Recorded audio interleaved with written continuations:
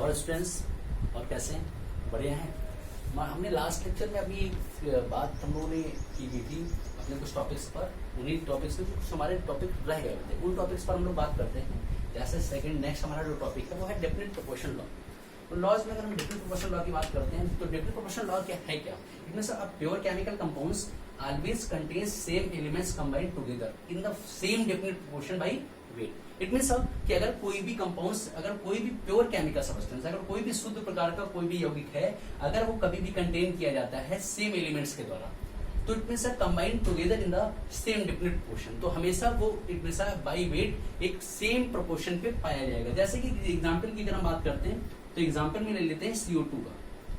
तो CO2 formation, it mean CO2 formation कहीं पर भी किसी के द्वारा हो। जैसे कि अगर हम पहले की बात करते हैं तो बाई बर्निंग ऑफ कोल और कैंडल, कोई भी हो सकता है इसके द्वारा अगर CO2 का बनना होता है। दूसरा by respiration,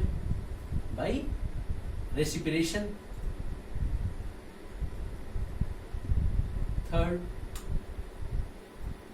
by decomposition of CO3 और लाइमस्टोन। कहीं पर भी अगर इनके द्वारा कहीं पर भी CO2 का निर्माण होता है तो ऑलवेज क्या करेंगे, CO2 हमेशा 3:8 के रेशियो में ही फॉर्म होगी।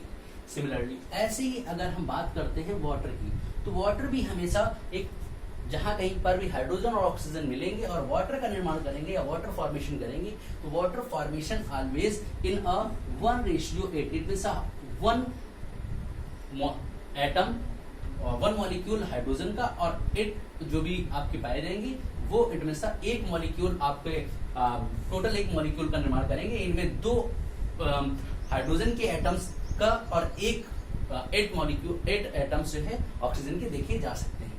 नेक्स्ट इसी के साथ में अगला जो हमारा लॉ आता है वो लॉ आता है हमारा it means multiple proportion law. Multiple proportion law क्या है? मल्टीपल प्रोपोर्शन लॉ की अगर हम बात करते हैं तो multiple proportion law it means कि 2 or more than when 2 or more than compounds are combined then form as a 2 or more than 2 compounds। 2 या 2 से अधिक कहीं पर भी कंपाउंड्स का अगर वो निर्माण करते हैं तो उन कंपाउंड्स के निर्माण के समय पर अगर हम बात कर सकते हैं तो it means masses of the one of the elements which combine with a fixed ratio. तो वहां पर जो मासेस होगा वो मास एक फिक्स रेशियो पर देखा जा सकता है किसी एक का। तो इनके लिए अगर हम कुछ एग्जांपल ले लेते हैं तो एग्जांपल में जैसे कि N2O, पहला एग्जांपल हमारा N2O है, दूसरा एग्जांपल हमारा NO है, तीसरा एग्जांपल हमारा N2O3 है, चौथा एग्जांपल N2O4 है, नेक्स्ट एग्जांपल हमारा N2O5 है। इनमें हम क्या देखते हैं कि नाइट्रोजन का जो है यानी it means mass of nitrogen is the mass of oxygen. ठीक, तो N2 के अकॉर्डिंग क्या देखते हैं कि N2 यहां पर दे रखा है तो कितना हो गया 14:2:16। ठीक, तो हमेशा इसका कितना रेशियो लिया जाएगा, वो फिक्स रेशियो में पाया जाएगा। नेक्स्ट अगला इनका रेशियो कितना हो जाएगा NO के लिए, अगर हम NO की बात करते हैं तो NO का हो जाएगा 14:16। इसका रेशियो कितना हो जाएगा कि N2O3 का 14:2:16:3। Next 14:2:16:4 and next 14:2:16:5। अब इसको टोटल करके देख सकते हैं इसका रेशियो कितना आ जाता है 28 नेक्स्ट एज अ 16। तो इसे अगर हम कट करते हैं दोनों के अकॉर्डिंग तो कितना रेशियो आता है, इसका आता है 14 नेक्स्ट कितना आता है 8। अगली उसमें तो 14:16, अगर इनको कट करते हैं तो आ जाता है 17। इसका कितना आता है या यही मान लेते हैं कि हमारा रेशियो क्लियर है, तो कितना हो जाएगा इसका 14:16। अगला 14:2 के अकॉर्डिंग है तो यहां पर कितना होना चाहिए, तो इट मींस 28:48। तो यहां कितना हो जाएगा 14, यहां कितना हो जाएगा इट मींस 24। तो 14:24। नेक्स्ट 14 अब यहां पर कितना है 6, टोटल 48 यहां पर। नेक्स्ट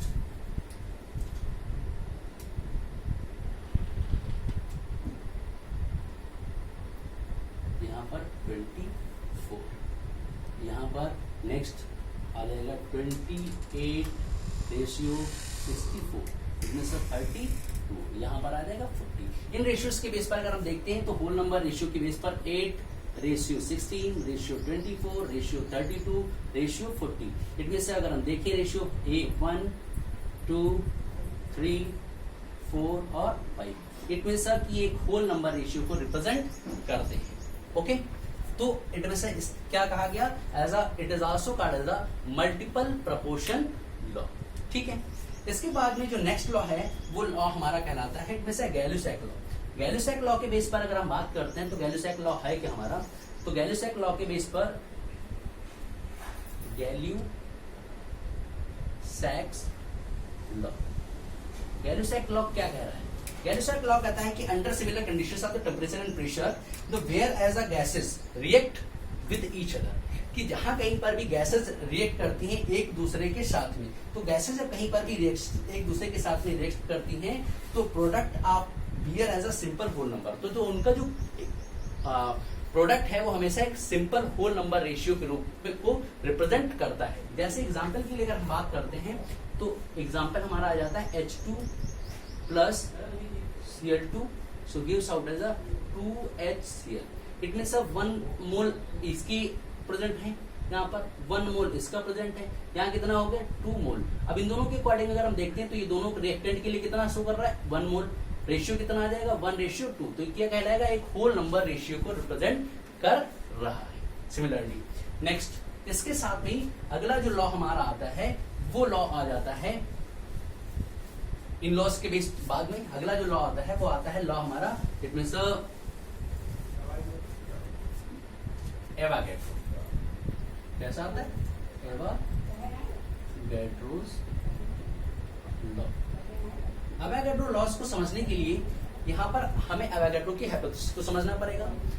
एवागेड्रो की हाइपोथेसिस क्या थी, एवागेड्रो के हाइपोथेसिस के बेस पर बताया गया था कि जहां कहीं पर भी कि the volume of a gases are the containing a equal number of atoms at a similar condition of temperature and pressure, कि कहीं पर भी जो गैसेस के वॉल्यूम्स हैं यानी सभी जो भी गैसेस कंबाइन की जा रही हैं तो गैसेस के कंबाइन होने पर उन सभी गैसेस का वॉल्यूम समान मात्रा में या समान सेम क्वांटिटी में नंबर ऑफ एटम्स जो कि उनके प्रेजेंट है वो सेम पाए जाएंगे, उनके सेम एक जैसे ताप और दाब पर। लेकिन एवागेड्रो लॉ को थोड़ा सा डिफर कर दिया गया। एवागेड्रो लॉ के बेस पर क्या आया, उन्होंने कहा कि एवागेड्रो की under similar condition and under similar condition of temperature and pressure the volume of all gases contain equal number of molecules। It mean कि इनके बेस पर कहा गया कि V is a directly proportional to N, इनमें कि जो भी गैसेस हैं सभी गैसेस कंटेन करती हैं equal number of molecules as a under similar condition, यानी समान ताप एवं दाब पर गैसेस की या सभी गैसेस का जो आयतन होता है वो समान नंबर के वॉल्यूम समान नंबर के मॉलिक्यूल्स या अणुओं को कंटेन करता है या उनमें पाए जाते हैं। ओके, आप लोगों को सब हमें लग रहा है समझ में आ गया होगा। अगर समझ में आ गया है तो आप लोग अच्छे से इसे नोट कर लीजिएगा और हम लोग नेक्स्ट टॉपिक आगे वाले लेक्चर में पढ़ते हैं।